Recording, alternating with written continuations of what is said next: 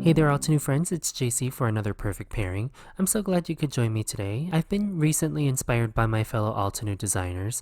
I've seen so many beautiful scrapbook and mixed media layouts from the talented team, and lately I've been thinking of the importance of reflection and taking time to remember the good things that are happening right now. I recently got a chance to escape into the mountains in my home state of Colorado, where I took these two photos. I used a photo editing app on my phone to edit and print these photos. The landscape photo on the left is my partner and I next to a reservoir on the trail, and the right one is one of the many beautiful columbine flowers I admired on the way. Both of these photos are roughly 3 by 4 inches. For my first scrapbook page, I'll share a geometric and grayscale layout using the columbine flower photo. I don't have a wide array of colored cardstocks or pattern papers in my collection, so I find grayscale is a great way to go when it comes to highlighting and showcasing photos. I have a letter-sized bright white panel of cardstock, so that's 8.5 by 11. To go with my grayscale theme, I'm using the Rock Collection 6x6 paper pad to mat the columbine photo. Here, I'm just pulling out scraps that I think will go well to highlight and frame the photo. I'm ripping some strips of paper and matting them to create a sort of distressed looking frame. I'm also pulling out gray and black scraps of cardstock in my scrap drawer. I use liquid glue to adhere all the layers together, and I'm being sure during this entire process to try and stick to archival quality and acid-free products. This ensures that this scrapbook layout can be viewed and shared many years into the future. So here's my final mat, and off camera I adhered a panel of craft foam to the back. Now here comes the pairing portion of this layout. For the June 2020 Blooming with Love release, Altenew released this calming Reverie 6x8 stamp, die, and masked stencil set. I instantly recognized the illustration style of the stamp set, and I knew it would pair perfectly with the peaceful Reverie 6x8 stamp, die, and masked stencil set. So with both stamp sets, I'm going to create my own die-cut ephemera. First, with Calming Reverie, I'll stamp the dotted bloom and leaves with Obsidian pigment ink. I'll be sure to include the dotted flower center as well. Then I'll use the solid layer for the leaves only and stamp it in Silverstone Crisp dye ink from the Rock Collection family of inks. I'll mirror that same idea with the peaceful Reverie images. In addition to the leaves, I'll also layer and stamp the stems and sepals with Industrial Diamond, just for added grayscale value. Here are my 4 cardstock panels using all the dotted flowers and foliage.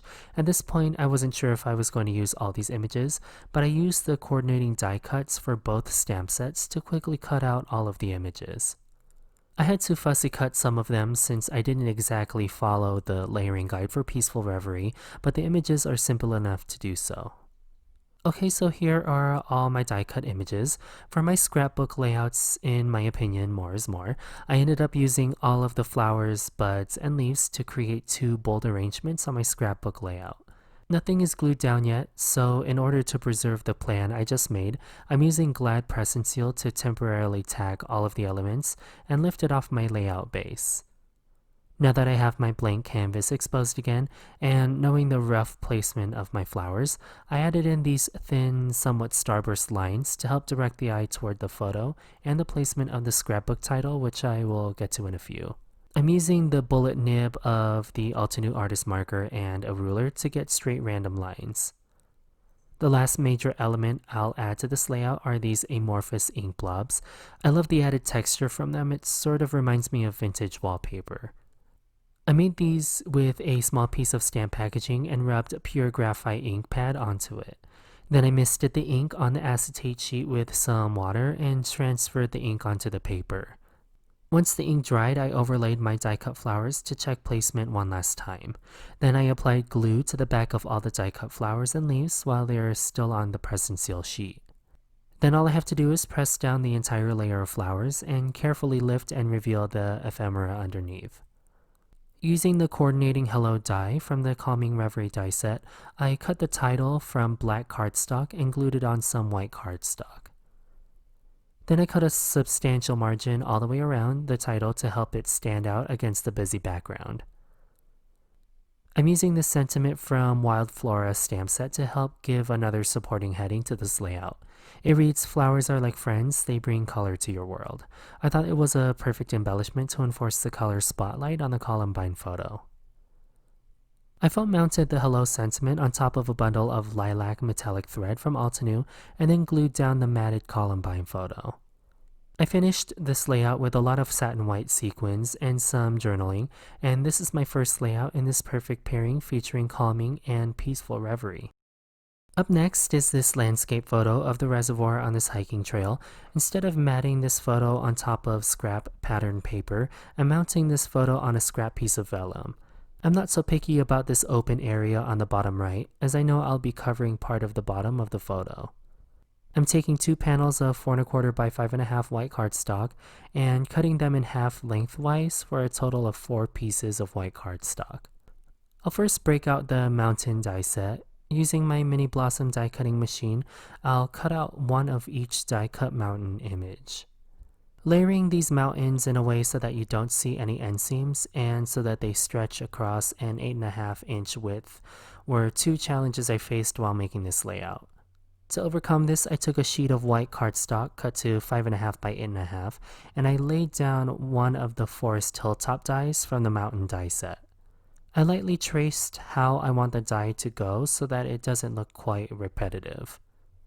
When it's cut, there won't be any seams showing where one die starts and the other ends. To avoid repetition, I cut the die once across on the back of my pencil tracing. Then I cut the die on the front of the paper as normal. And now my end result has artificially stretched the die cut landscape so that it spans the 8 1/2 width of the layout. As for this portion here where I took too much out of the paper, I'll hide that somehow. Before I do that, I'll color these die cut mountains with some ink blending. Now I just placed an order for more of these large ink blending brushes. I'm trying to dedicate a color family to each brush, but for now I'm just going to use my foam tools to add a gradient of grays to each mountain. The mountains in the background will be lighter than the mountains in the foreground. In order, I went limestone, silverstone, industrial diamond, pure graphite, and then a mix of pure graphite and permanent black. Here's what that mountain scene looks like with the photo. I won't glue down the mountains to the scrapbook base, but I'll glue them to each other using a liquid glue. Then I'll trim the mountain range so that it lies flush with the bottom of my scrapbook page. I'll pair this mountain range with the Wild and Free stamp and die set from the Blooming with Love June 2020 release. I figured the title of the stamp set was fitting for the photo. Like the previous layout, I stamped and die cut all the images twice. This took some time, but the final result was well worth it to me. I stamped all the images except for the butterfly and the other sentiments in the stamp set.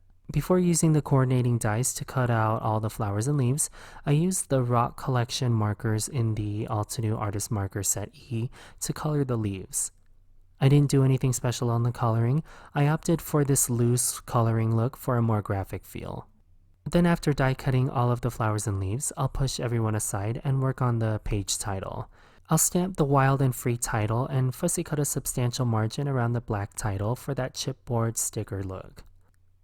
Here's my scrapbook base again. Now instead of using press and seal to plan the arrangement of flowers, I just decided to take a leap of faith and glue down flowers as I picked them up. I randomly placed them in a circular wreath and made sure to use absolutely all of the pieces I stamped and die cut. After arranging and gluing the flowers, I added the leaves and popped them in wherever I could fit them. To finish this layout, I added a bundle of lilac metallic thread behind the Wild and Free title. Then I added some black splatters using a diluted drop of jet black ink and an Altenew small water brush. I added a little bit of journaling and Rock Collection enamel dots, and that finishes this second geometric and grayscale scrapbook layout.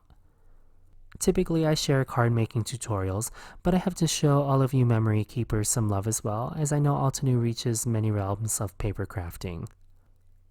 All of the Altenew materials I used on these scrapbook layouts can be found in the description box below. If you're new, welcome, and please subscribe for more how-to videos and tutorials. I hope these layouts inspire you to find joy where you can. Thank you so much for watching, and I'll see you in the next one. Hello there, crafty friend, Lydia here. Just popping in to say that you can get your daily dose of crafting tips, techniques and tutorials just like this by subscribing to the Altenew YouTube channel. All you need to do is click on that little bell up there and you will never miss a video. Thanks for watching. Bye bye.